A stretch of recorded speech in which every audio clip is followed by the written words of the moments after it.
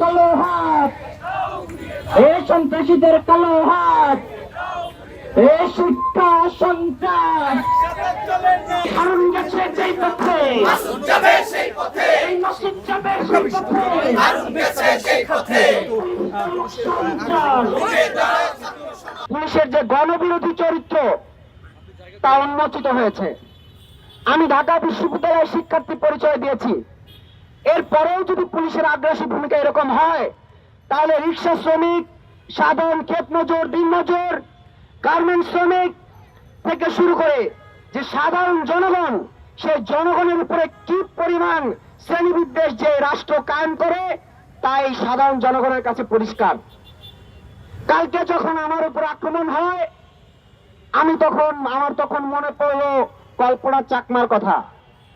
তিনি বলেছিলেন পাহাড়ের যে আগ্রাসন সেটা সমতলেও দৃশ্যমান হবে। আমরা দেখেছি যখন রাস্তায় শিক্ষক কর্মচারীরা তাদের গণতান্ত্রিক দাবি দেওয়া নিয়ে রাস্তায় নামলো, এই পুলিশ কিভাবে তাদের উপর আক্রমণ করলো। আমরা দেখেছি বিগত সময়ে ধর্ষণ বিরোধী আন্দোলনে যখন রাস্তায় ছাত্র নেতারা নামলেন, তখন উল্টো তাদের উপর মামলা দেওয়া হলো।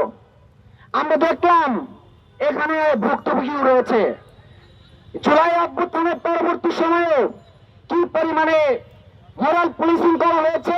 নাইমকে যখন কালকে হ্যান্ডকাফ পরিয়ে থানায় নিয়ে যাওয়া হলো, তার অপরাধ কি ছিল? তার অপরাধ ছিল একটা প্রশ্ন করা। তাকে তল্লাশি করা হলো, তার ফোন চেক করতে চাওয়া হলো, সবগুলোই মানবাধিকার লঙ্ঘনকারী অপরাধের মধ্যে পড়ে।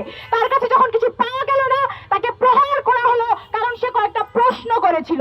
বন্ধুগণ, এই যদি হয় সংস্কার, তাহলে আমরা বলতে চাই ওই আওয়ামী লীগের যে চরিত্র, ইন্টারিমেরও সেই চরিত্র, এবং নির্বাচিত নতুন যে বিএনপি সরকার এসেছে তার চরিত্রের মধ্যে কোনো তফাৎ রইল না।